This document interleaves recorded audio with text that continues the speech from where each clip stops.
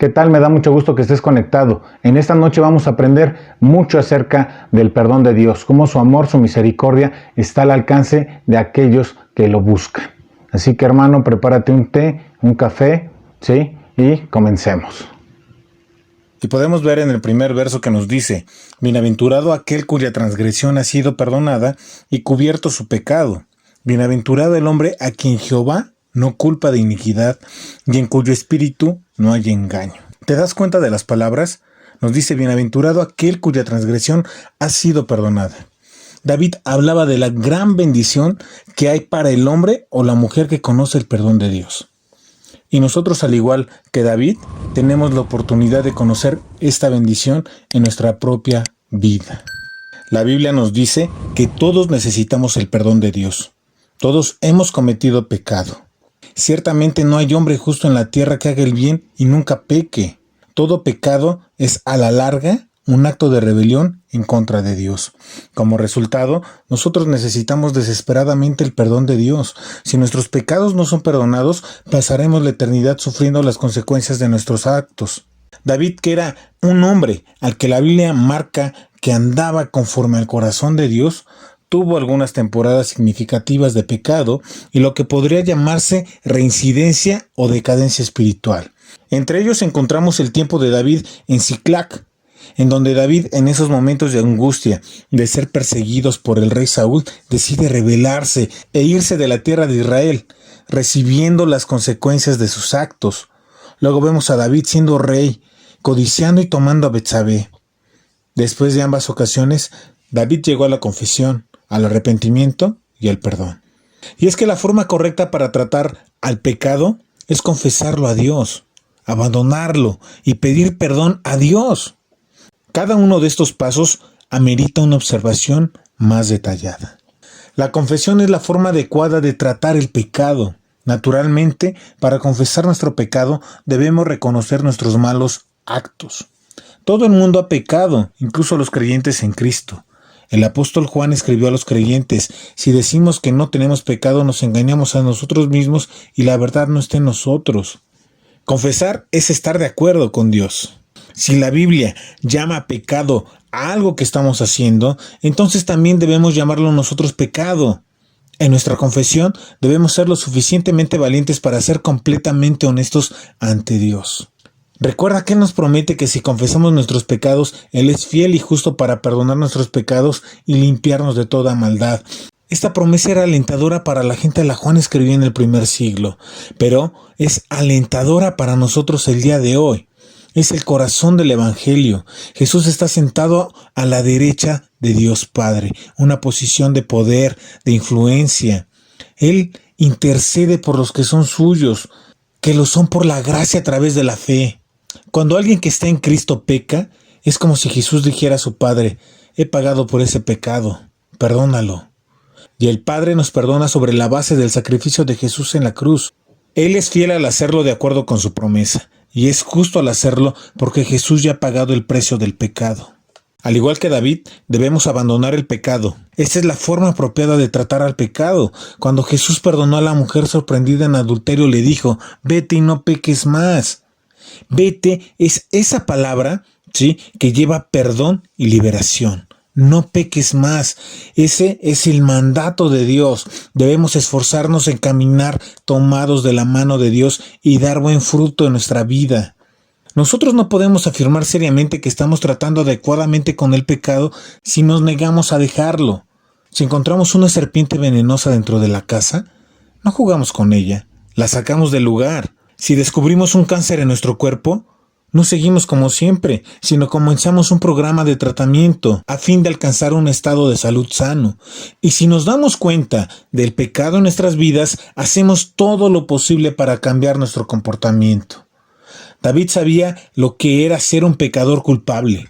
Sabía la gravedad del pecado y lo bueno que es ser verdaderamente perdonado por Dios. El perdón está ahí enfrente. Ten humildad, presenta tu corazón a Dios, pide perdón y Él te restituirá siempre. Vivamos en la confianza de que nuestros pecados presentes, pasados y futuros son perdonados en Jesús. Alabemos al Señor de nuestra salvación como aquel que puede evitar que tropecemos. Confiemos en que Él terminará la obra que comenzó en cada uno de nosotros. El verso 3 nos dice: mientras callé, se envejecieron mis huesos en mi gemir todo el día, porque de día y de noche se agravó sobre mí tu mano, se volvió mi verdor en sequedades de verano.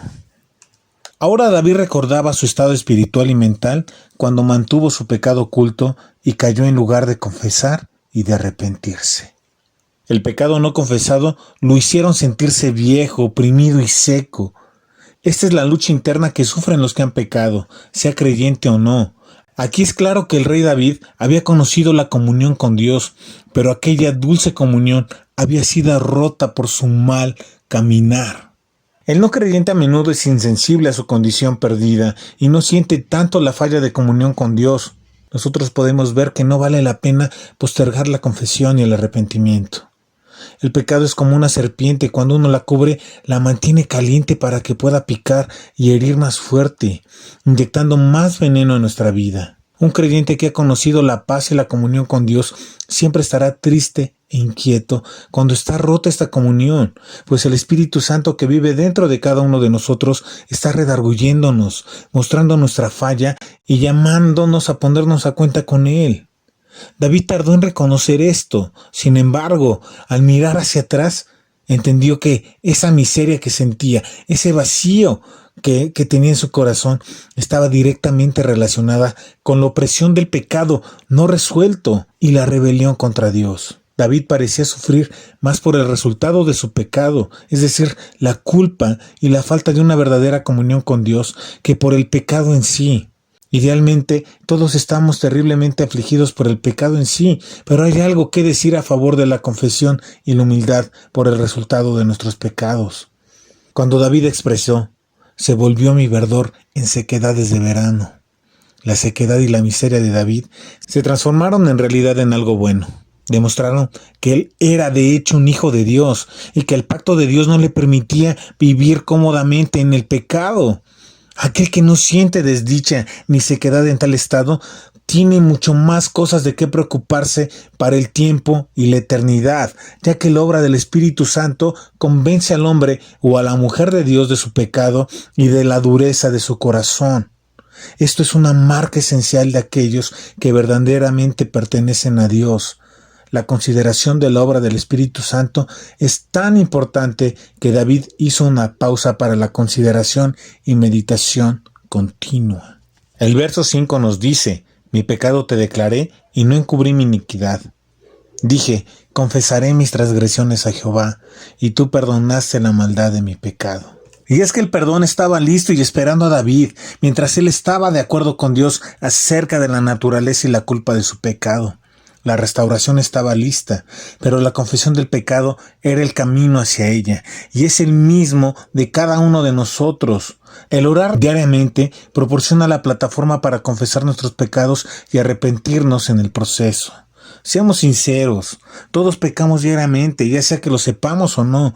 Así que como seguidores de Jesucristo, ¿qué debemos hacer? La Biblia es muy clara: mi pecado te declaré y no encubrí mi iniquidad. Dije: confesaré mis transgresiones a Jehová, y tú perdonaste la maldad de mi pecado. Lo que debemos hacer es decirle a Dios lo que Él ya conoce, y esto debemos hacerlo diariamente. El tiempo de oración diario es un gran lugar para desahogarse y asimismo de los efectos debilitantes del pecado. Muy a menudo los cristianos caminamos con pecados que no han sido confesados y eso impide nuestra relación personal con Jesucristo, cuando lo que deberíamos hacer es someternos humildemente y pedir perdón en oración. Otro elemento importante de la oración diaria es pedirle a Dios la fortaleza para arrepentirnos de nuestros pecados. Solo Dios puede ayudarnos a apartarnos de esos pecados, y para que esto sea así, Él necesita oír nuestra súplica de arrepentimiento. David confesó y experimentó este perdón de inmediato, así como el hijo pródigo confesó y fue perdonado de inmediato. No es que hubiera libertad condicional ni periodo de prueba o de espera. No, fueron perdonados.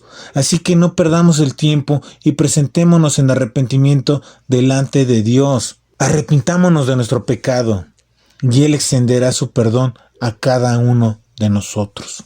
Verso 6. Por esto orará a ti todo santo, en el tiempo en que pueda ser hallado. Ciertamente en la inundación de muchas aguas no llegarán estas a él. Tú eres mi refugio y me guardarás de las angustias. Con cánticos de liberación me rodearás. La oración diaria nos da la oportunidad de compartir todos los aspectos de nuestra vida con Dios. Las circunstancias de la vida cambian diariamente. De hecho, las cosas pueden ir de mal en peor en un tiempo muy corto.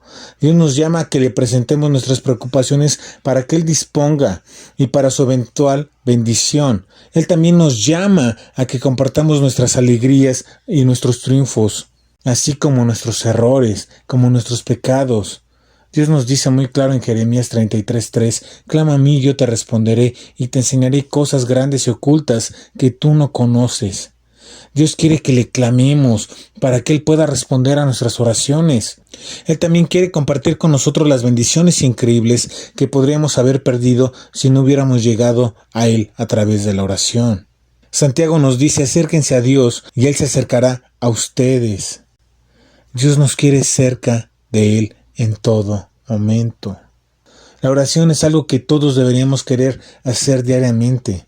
Sin embargo, para muchos cristianos puede ser un desafío el humillarse a sí mismos diariamente en oración. Para aquellos que han estado caminando con el Señor durante muchos años, la oración diaria puede llegar a ser obsoleta y carente de la debida convicción o reverencia. Si uno es un creyente nuevo o uno ya fundamentado, la oración debe de ser siempre considerada como la mejor manera de hablar con Dios. Imagínense el no hablarle a un ser querido, a un amigo cercano. ¿Cuánto tiempo duraría la relación? La oración diaria con Dios es una comunión diaria con nuestro Padre Celestial. Es realmente sorprendente que Dios quiera tener comunión con nosotros. En realidad, lo que estaba haciendo David, el salmista, es una pregunta. ¿Qué es el hombre para que tengas memoria de él y el Hijo del Hombre para que lo visites? Esto lo vimos nosotros en el Salmo 8. La oración diaria es una buena manera de comprender esta increíble verdad y el maravilloso privilegio que Dios nos ha otorgado. Saber que Dios nos muestra su misericordia, ¿sí?, nos da a cada uno de nosotros una razón más grande para buscar a Dios en la confianza de que Él puede ser hallado y que por lo tanto está listo para conectar con cada uno de nosotros. Así que no pierdas el tiempo y ponte a orar. El verso 8 nos indica, te haré entender y te enseñaré el camino en que debes de andar. Sobre ti fijaré mis ojos. Aquí David hablaba proféticamente en la voz de Dios a su pueblo. Y podemos ver que a través de esto Dios prometió hacer entender, a enseñar y a guiar a su pueblo.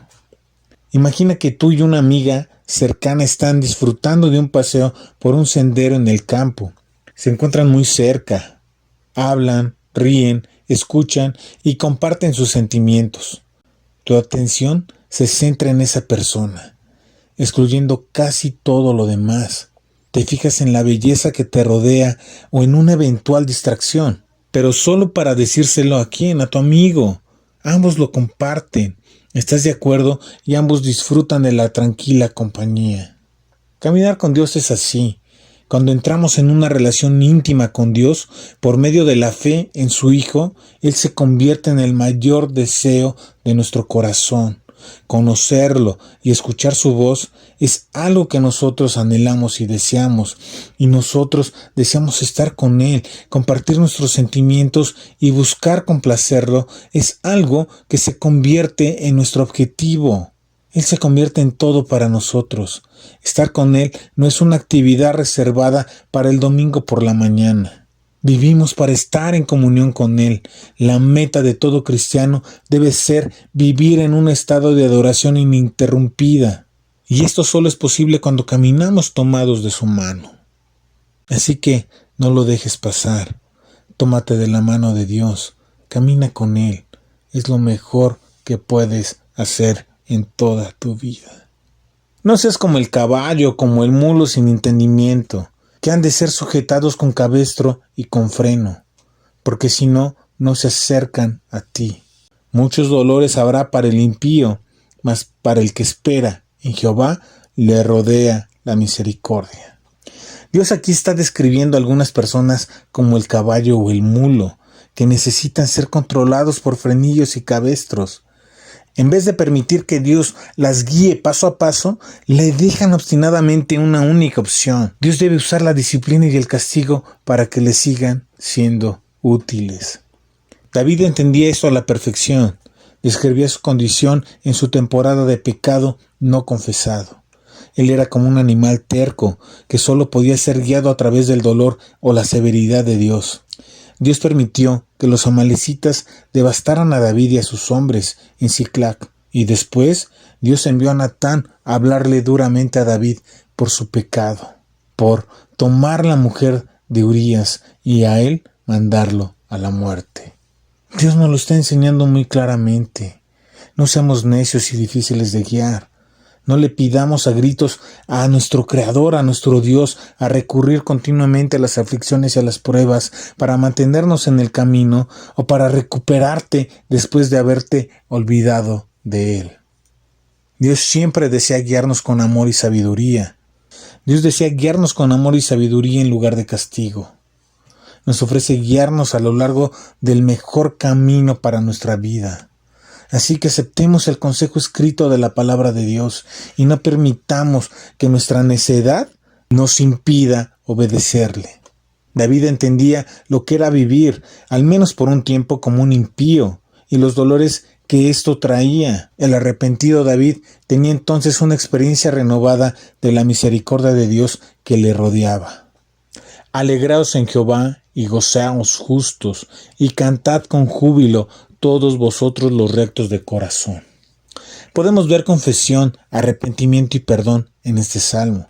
De hecho, a lo largo de los siglos, muchos creyentes agobiados por el conocimiento de sus propios pecados han encontrado en las palabras de los salmos un rayo de esperanza.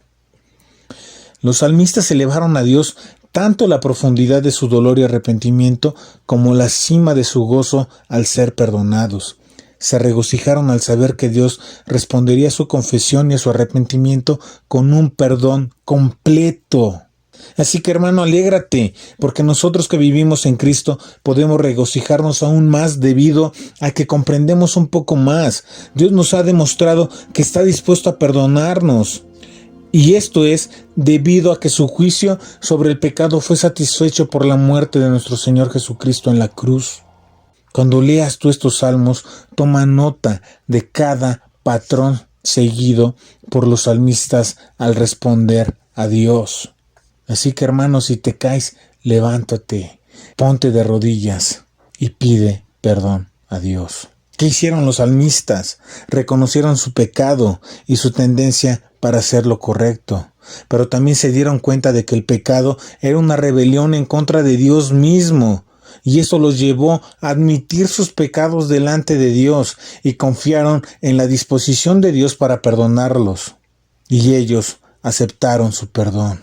Utiliza estos salmos, hermano, como un recordatorio de lo fácil que resulta separarse de nuestro Dios y caer en el pecado.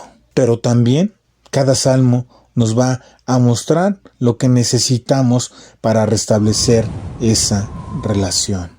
Así que, hermano, toma el ejemplo de cada uno de estos salmos y permite que Dios llene tu corazón de su misericordia, de su amor, de su perdón y su gracia. Que Dios te bendiga, hermano.